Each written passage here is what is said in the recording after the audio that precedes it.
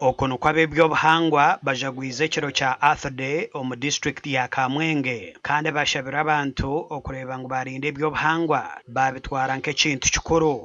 So I see the conservation. She's broke by waste management. This is biodiversity that is both a national treasure and a global asset.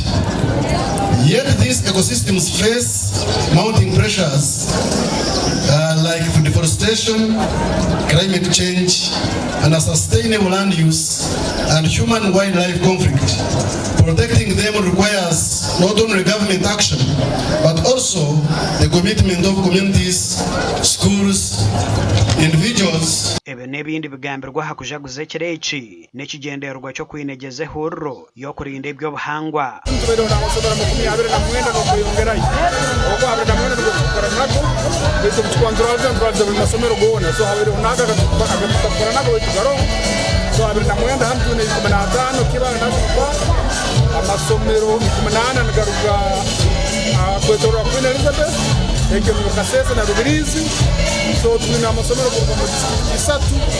Earth Day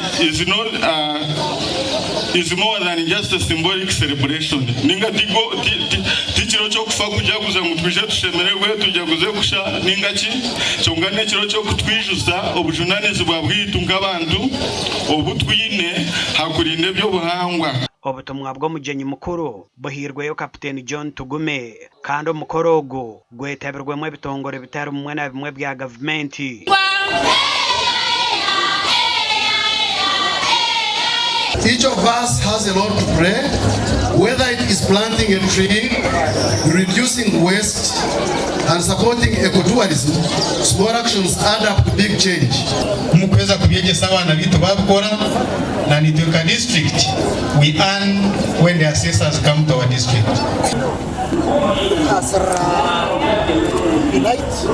Omugandi Julius Chika oruspika w'obukama bwa Toro ajumirira abatura abarukushisha eby'obuhangwa n'abarukukorera emirimo yabo hihi n'omugyera gwa Mpanga ekyari kugira ngo bariyo nibamaraho eby'obuhangwa n'okureetaho ebigwererezi omu kyanga ekya Rwenzori.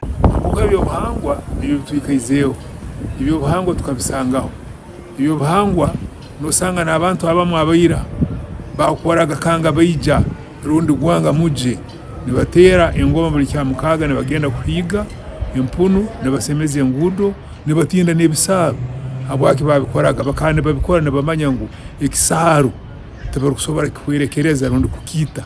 Ebigambirwe omu rukiiko rw'abebembezi okurwa mu district nka Kitagwenda, Ibanda, Kamwenge, Fort Portal City na Kyenjojo kandi rubire rugenderire okurinda eby'obuhangwa n'omugyera gwa Mpanga. Yeah, we have had several cases where people of course have encroached within the buffer zone, and at most times of course it has been through ignorance where most of the local community members don't know where the buffer zone stops. But with a physical demarcation, the concrete pillars being installed, then it will create awareness of how far the community members can go.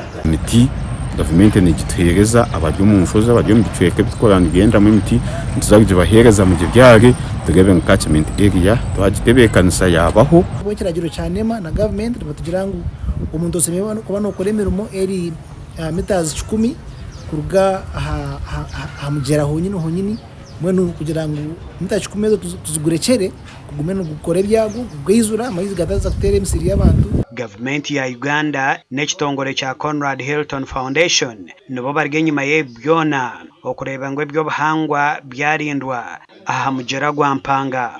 Gasha kwa Anthony Twine na Gilbert Muhanguzi.